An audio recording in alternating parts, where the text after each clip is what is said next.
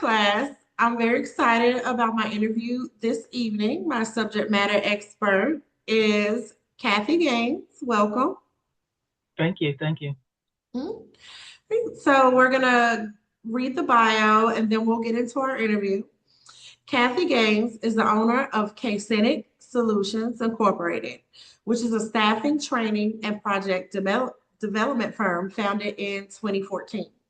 She is a graduate of North Carolina State University, where she earned her degree in mathematics and computer science and has over 30 plus years of experience in information technology. KSENIC Solutions Incorporated operates through three divisions: KSI Staffing, KSI Training, and KSI Development, allowing the company to support clients of all sizes with workforce placement, skill development, and project implementation. While primarily an IT services company, in 2016, Kathy expanded the firm to include general labor staffing. Today, KSENIC Solutions Incorporated operates under an 80-20 model, with 80% of services focused on IT and 20% in general labor. Kathy founded the company with a clear belief: people deserve work opportunities that fit their talents and aspirations. That mission remains at the center of her business today. So we're so excited to have you here today. Thank you. And without further ado, we'll jump on into our interview questions. So the first question is, describe a project or initiative that you have led in your area of expertise. I have several different projects I've led. Most recently would be I led the merger between Great Atlantic Financial Group and KKR. I led them with being able to merge their records and merge their databases and produce systems that will allow them to draw from both sides, both having insurance products and investment products. So there are some systems or some that they needed to archive once they had one system that could cover both of those. But there were some systems that, although they didn't archive them and they don't use them to enter data anymore, they do use them to go back and pull research information that they might need about a specific policy, specific for policies that were written before the two companies came together. They still have to service those policies and they still have to make sure that those policies pay out for owners who have purchased those policies and in had them in use for a long time, such that they would be able to use them when the time came if they needed to. All new policies come in new systems that were created. So the major part about that was making sure you go back and get all the historical data and being able to archive that could be archived, but keep those pieces that they still have use for in place so that they could service any policy that was there. The same goes for any investments that they have.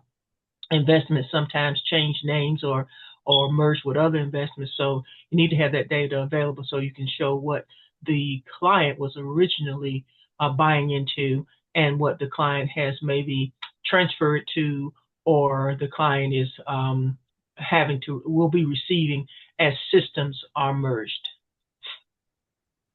Okay. Um, all right. So that sounds like a really big task, especially in the IT field. I know it's a lot of programming and like tedious numbers and command chains and things of that nature that goes into actually pulling that data.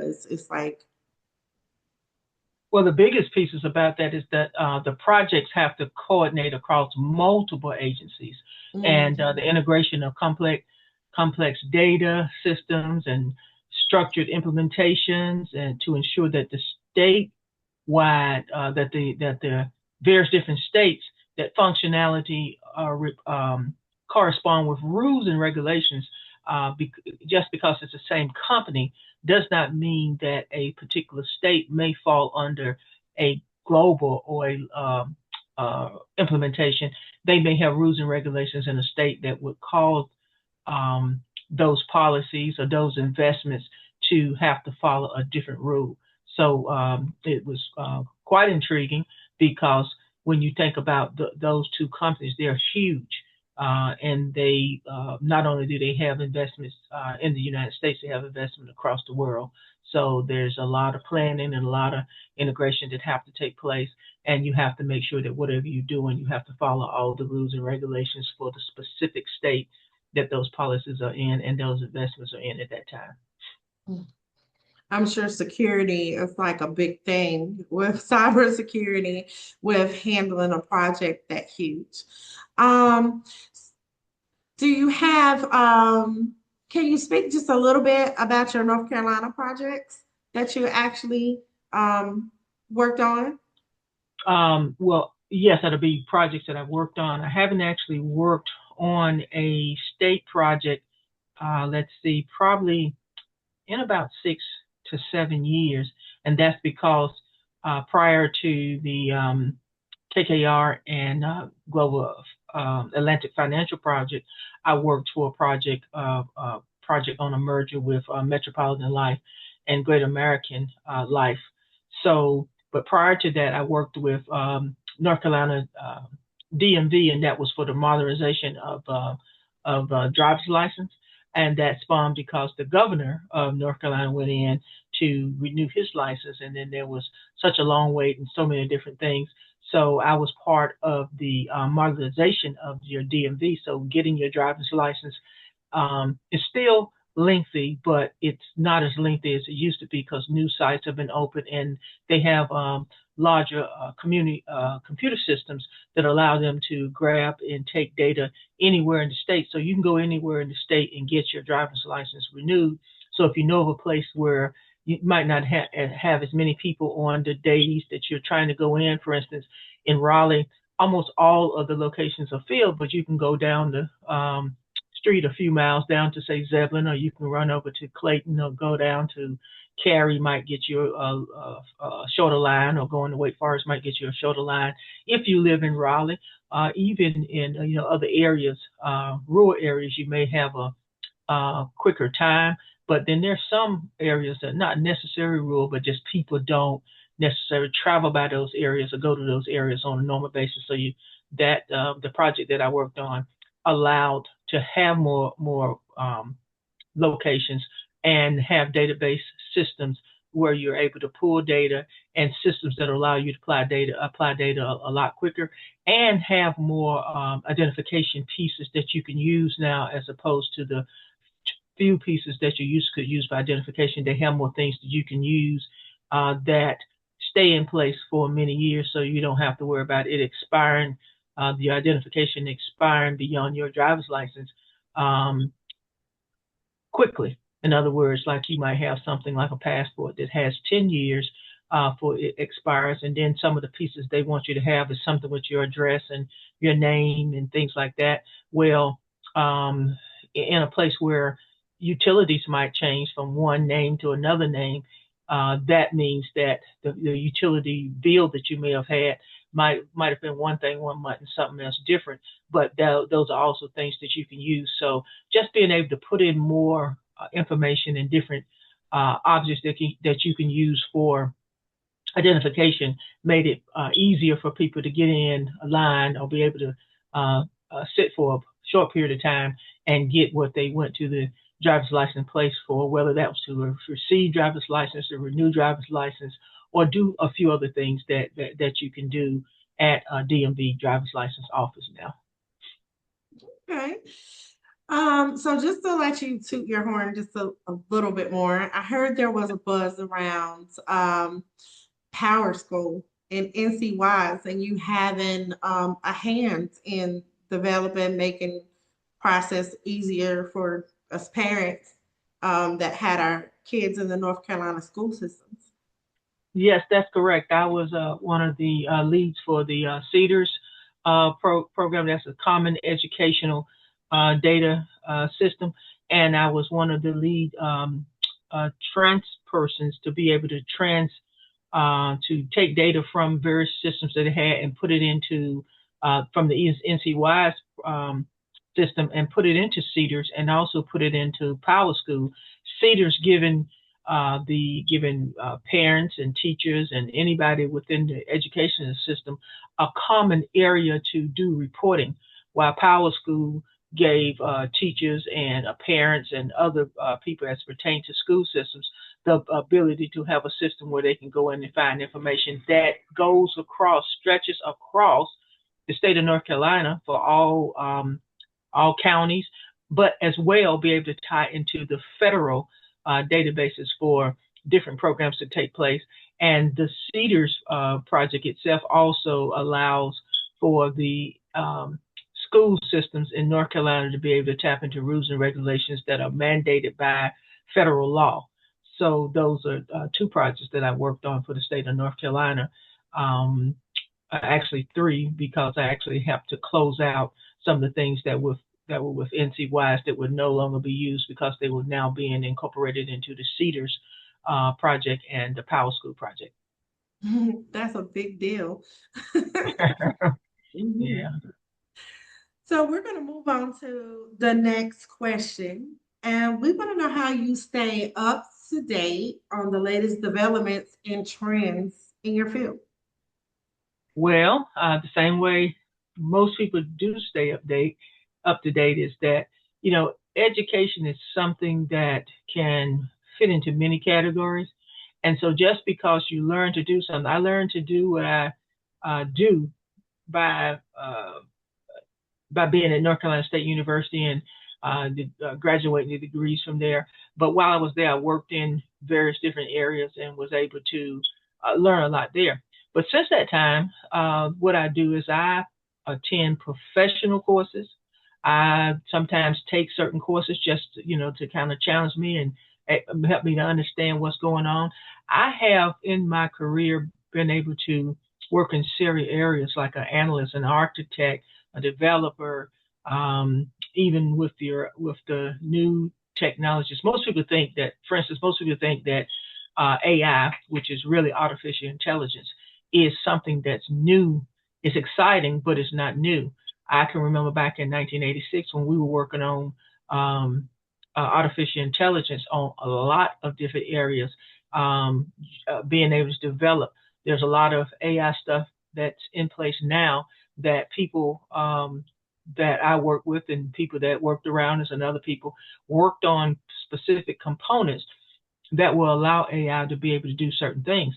And what I tell people is that AI cannot function without people, so we don't have to worry about AI taking our jobs or AI taking our careers and those types of things. Because unless we tell AI what to do, AI can't do it. People think AI can regenerate. I remember coming back from a conference last year, and I was speaking to someone. And they were talking about how AI had the ability to take over, and I was like, well, if my AI gets to be that smart, I know one thing it can't do. It can't plug itself back in the wall. So it won't have energy power source. to do anything. Yeah, it don't have the power source. So I said, so I'm not worried about AI taking over anything, even if it's on a telephone or whatever. It can't control its shut off button, so it won't be able to take over. And plus that, it has to have data. You, I, and people all around the world contribute data that AI uses to make decisions. And if when programming AI, if we only program a few solutions, then AI can't go beyond that. So that's why they're constantly working on things for AI, so they can take content, understand it, and then be able to make program decisions around that. So AI can regenerate some things, but it can't go beyond the data that we provide or for it to search out and do certain things. So even if it regenerates itself and make all types of decisions and other types of things, it still has to get its data from somewhere. Mm-hmm. And if we limit the data that we let AI have, the AI can only work on the data that it has. So we don't have to worry about AI taking anything from us. And AI don't want to sweep floors, and AI does not want to do things that the average person does. And it can't, so it would have to build pieces to be able to do that. If you wanted to nail a nail into a piece of wood with AI, you'd have to create a tool to do that so that you can program AI to nail. But in creating that particular tool such that particular machine that gives AI the ability to do that, that's cost a lot of money to get one nailed in, and nobody wants to waste or spend their money for that when they can utilize AI in much different ways. But again, AI has the limitations of humans. So if Mhm. humans can't do it, think of it, and put it in place, AI can't do it. Hmm. Well, that's very insightful because they did have me afraid a couple semesters ago. They was like, well, AI is going to be doing everything and all this is going to be outsourced. And well, some of it might, but it's because humans are allowing to, building data sets for AI to be able to do those things. But you're Right. absolutely right about the limitations of AI. Um, what strategies do you use to identify potential areas of improvement within an organization? Um, because in the past, I've worked with two different types of companies, but for the most part, my company has worked with some of the larger companies, the top 100, top 50, and even, and then of course the top 500. So some of the strategies there have been to whatever I go in to do, I always try to make sure that I'm cross training or I am being cross trained or having others to be cross trained because if my company is being brought in to do a specific thing, then I want to make sure that whatever I come in to do, I make sure that the people that I'm working around are able to do those things, which helps to quickly identify where improvements are needed and where sharing is needed and how you can cross train. Because if you have a set of people coming in to set of people who are working on a solution that you're there to do, you need to make sure that they're collaborating together and that they all have a certain understanding and that you have where the team members are confident, they're engaged, they're prepared to step in for one another when whatever situation they're needed. So you don't want to just have one person doing one thing, another person doing another. You need that cross training between it. So as a strategy, when I go into working companies and implement something, I make sure that that is something that is needed. I make sure they understand how they need to have that cross training go on because if you pay me great dollars to come in and do something, then you need to be able to utilize it and you need to make sure that you're not paying several different people to come in to do the same thing and your um, employees still don't understand or even upper management still don't understand what has been created, how to use it, and how it specifically solves the problems that they are having or has specifically provide solutions for what they need to do. That is great insight because I see that so much even at my current job right now. That technology's coming in and people don't know what they should be operating in. And so I don't want to say it's like useless because it's useful, but when they don't know what they should be doing or how it can be impactful to the business, it somewhat seems like a waste until everyone is kind of up to speed or they're competent enough to utilize the new tools the way that it should to make the processes flow smoother. Okay. So, but how do you ensure that the solutions you develop are tailored to the specific needs of the client or organization? Okay. Well, the first time I go into a company to sit down, first of all, to see if it's going to be something that I want to work with, I ask them to explain to me in their words what the problem is that they're trying to solve, first of all. And if they were given a black box, and I tell them this black box is going to do everything you need, I ask them to just query the black box, just in words, a few words or whatever, to see if they understand what their problem is or what their situation is. And if they understand it, then that means I can understand it because they will explain it in a manner that I can. Mhm. Um, I like, even if they explain certain things to me. I like to gather and clarify the requirements of what they're asking me at the beginning so that when I deliver something, we can go back and apply those things and say, okay, you asked for this was given to you, and how you were able to use it to satisfy whatever it is that you were looking to achieve. Now, in software development, that's called software development lifecycle, meaning they're going to explain something that they have. You're going to understand what it is. You're going to make some solutions and suggestions of how you can be able to solve that. Then you're going to build whatever it is to solve that, and then you're going to implement it, and then you're going to have an operational group that continues to do that, because you may need to go back and adjust or make sure that there are fillers in certain places or adjust something. Sometimes your solution might be 100% correct, but if an outside entity changes or is introduced, you need to be able to change or update whatever solution you gave to do that. I like to provide many ways to be able to approach a solution. So therefore, I can't think of everything that might happen, but I like to put situations in for as many things as I and other people can think of.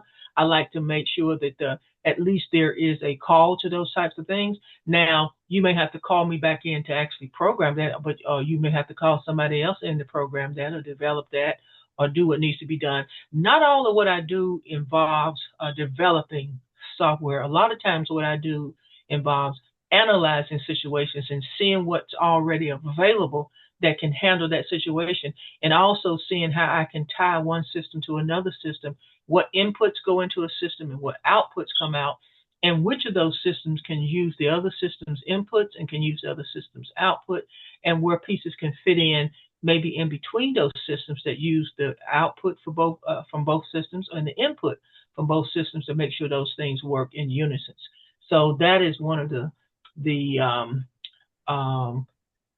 strategies that I like to use, and that's one of the strategies that helps me to ensure that I am developing or tailoring a solution that I have to the specific needs of an organization or the client or whoever it is that I am selling or trying to get to purchase solutions that may help that will help their business, because I don't believe in developing something and saying the problem will come.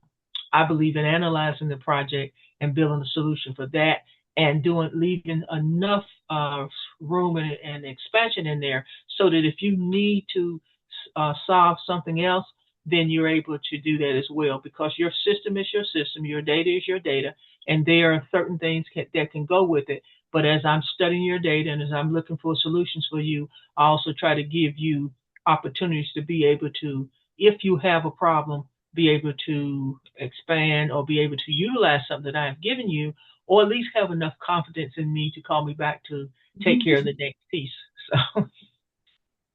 So it sounds like you're building sustainable and scalable systems. Yes. Mhm. So, what inspired you to start your business in the beginning? And do you feel the same way now as you did in the beginning? I'll answer the latter question first. I do. And what inspired me, the first part of the question, what inspired me to start my business is that I began to look at what I was doing for other companies. And I began to look at how people sometimes are utilizing what I present to them.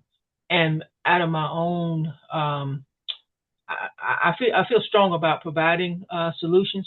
So I figured there are many people who have skill sets and may have the same skill sets that I have, or have some skill sets that I don't have.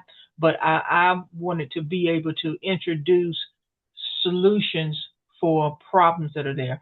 And also in introducing those solutions, I am able to help people. And that's a thing that I really like. Help people find meaningful work and meaningful opportunities, because you can do something over and over and over again, but it may not be meaningful to you. But you want to be able to help people find things that's meaningful to them, things that they're going to enjoy, and things that they're going to want to do over and over and over again, or be able to help somebody else to do that. So I decided that I should pursue my own um, business. I should pursue my own goals, and in doing so, that would eliminate me from always doing other people's goals. So, in other words, pursuing people would I could control people hiring me to pursue their goals instead of pursuing mine. Now, the goals that I have can help people pursue their goals, but it starts with me having some things that I do and people seeing the value in that and allowing it to help them to pursue their goals. So that was my inspiration for starting my business. That's my inspiration for continuing to start my business, continuing to utilize my business or work in my business.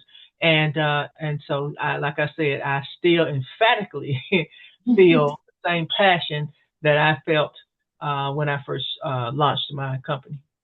Yeah, I love that. Okay. So, why have you decided to scale or not scale your business? Okay.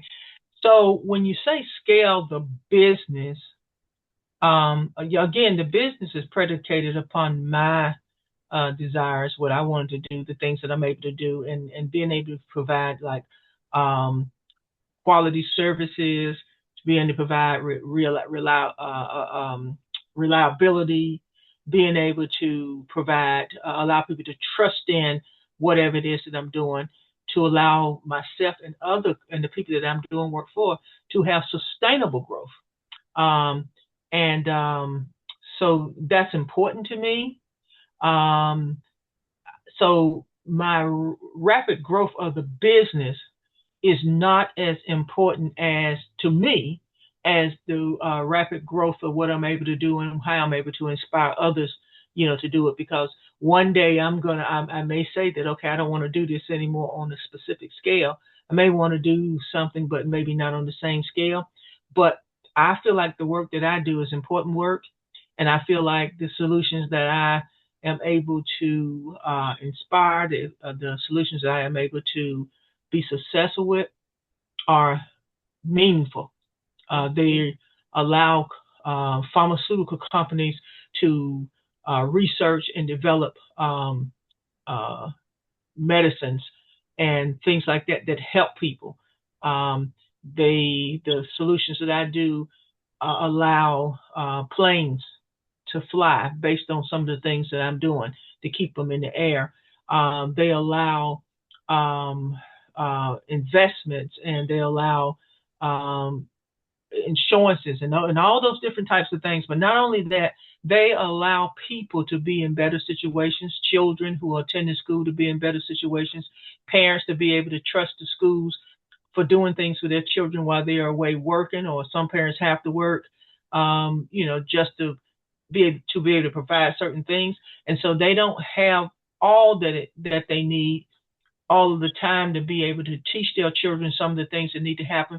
Well, I can write systems and I can put systems in place that allow the schools to be able to do things for children because that's their love is to teach. And so to teach these things in a better way using technology and those types of things and using some of the strategies that I have that can allow them to improve on what they're teaching the children so the parents can feel more comfortable and know that their children are learning things and know that their children can teach them some things based on some of the knowledge and stuff that's coming out that will help the family as a whole to be able to do more. Also, to help more students. Not all students have the parents have the finances or have situations for them to be in. So a lot of what I do, it helps students across the board. What I do can help a child whose parents may be billionaires, and it can also help a family or a parent who may be a single parent or who may not be single, but the parents' jobs together don't add up to enough to make sure that all of their needs are taken care of. So if the children are able to understand, are able to do different things or whatever, then that's less money that they have to spend out for their child to be on the same level as another child. And so some of the simple solutions, some of the computer solutions, and some of the not everything I do As I mentioned, I think I may have mentioned to you before, I do 80/20.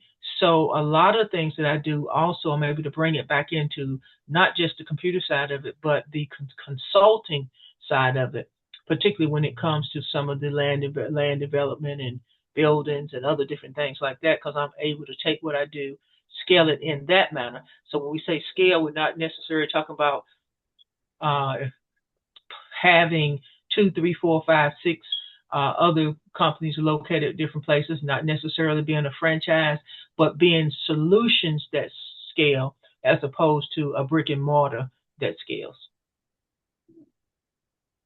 So our next question has to go with kind of ties into this question is has franchising ever crossed your mind? And I think you're kind of, um, answered that for me. But if it has, why or why not? Um, I I've thought about franchising, but not on a large scale. But the biggest problem for me in franchising is that not everyone is going to understand the value that you have. They may be interested in what you're doing, but they may have a different motive for whatever it is that you're doing. Um, for instance, what I do, I like and I like providing personal services. Someone else may like what I do and want to use it because they want to use it to produce mass finances. Mhm. It's to me, it's definitely I can say my area is a area where there's great finances, but I do not want the customer, the people that I am trying to service, to be cut out of whatever it is that I may have created or whatever it is that I'm doing based on somebody else's value into something. So the personal services and the customized solutions that I provide, franchising sometimes causes challenges to that because um, uh, it provides uh, interruption to the consistency that I would want my companies, my ideas, and things to be used as services to others. So sometimes standardization um, can work for can work for franchises, but sometimes you find that when companies are too franchised, that there's a big difference in what's going on. So that means that whoever's being serviced by a particular franchise can change people's minds and can change people's ideas about you that you never intended to be communicated in a specific way, and it can take away what the person needs or understand that they need on the solution that you have or whatever it is that you're providing, and turn their thoughts to whatever whoever owns the franchise what they need. For instance, you can go into fast food restaurants, and sometimes most of them are consistent, but you can find some that are not consistent. Sometimes they may have something better that they may have added, and a lot of times they may have cut out or may not have communicated well or may not even be operating well under the things that that particular restaurant is known to do. So that's why franchising hasn't been a great or huge um, thought of mine, unless I can find a way to ensure that the values of what I tried to create when I started my company are still there, and only things that can increase or improve those values are there. Because one day there may be someone to pass my business to. There may not be someone to pass my business to, but I'd like to know whoever I'm passing it to that they will operate under the same values and operate under improved values, because everybody has the ability to start something that deals directly with what they value and how they value it. That's great. That's good.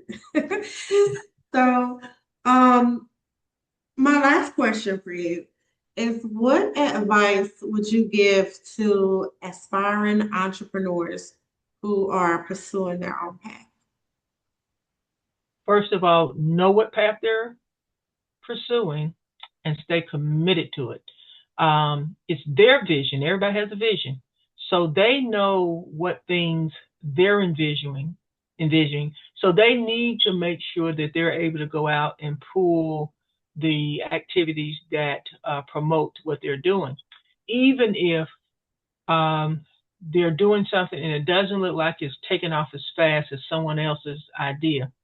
Where your idea is distinctively different and it belongs to you only. Even if two people think they have the same vision, there are pieces that belong to one person's vision because your vision is always different from somebody else, and then something else that belongs to the next. So you want to make sure that you are staying committed to what you want to do, staying committed to whatever challenge or whatever you're trying to solve with your business, and make sure you're surrounding yourself with people who support your growth, who support your vision. That doesn't mean that they won't someday leave and go do something for themselves or go do something similar to what you're doing. But those are not the things that you're concerned with. You're concerned that everything your vision does, if you were to implement it, does support your vision, does support the things that need to be supported. You want to make sure you stay learning and that you're willing to learn, because someone could have an idea about something that you're doing that could turn your business into, if you're concerned about money, to a multi-millionaire, billionaire, trillionaire business. Or they could have some things, an idea that could keep your company from failing in a certain way, or keep your company from doing something that may harm someone. Those are the things that you have to stay true to. You have to trust your own capabilities, and you have to trust the capabilities of the people that are around you, because you can't possibly know and do everything. And your journey, you must stay on your journey. And there may be tremendous differences and situations, but stay committed to your step, and stay try to fulfill whatever it is that you start out to do, and so that you can build something that's meaningful and powerful, and something that is true to your vision. Well, we want to thank you for dropping all of these gems of knowledge on us. I feel like I've learned so much. I got to spend some more time talking to you. But so this is Entrepreneurship 630, Entrepreneurial Growth, for my subject matter expert interview with Dr. Bethany Davidson at Western Carolina University. Kathy Gaines, everybody. Thank you. Thank you.